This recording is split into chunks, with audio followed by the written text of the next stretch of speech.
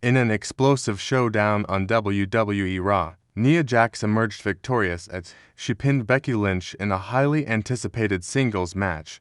The clash between former Raw Women's Champions, Jax and Lynch, had been building up in intensity over the past few weeks.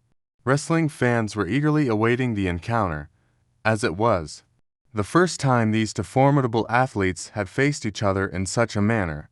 The build-up to the match saw a simmering feud between Jax and Lynch, where Jax had been avoiding any direct confrontation with the man.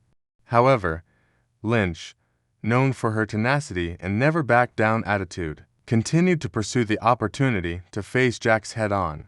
When the day finally arrived, the WWE Universe witnessed a battle for the ages.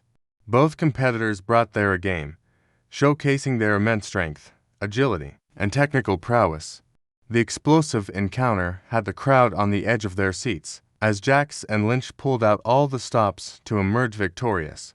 In a surprising turn of events, it was Jax who managed to gain the upper hand and secure a pinfall victory over Lynch. The moment sent shockwaves throughout the wrestling community, as Jax's win marked a significant milestone in her career and added another accolade to her already impressive resume.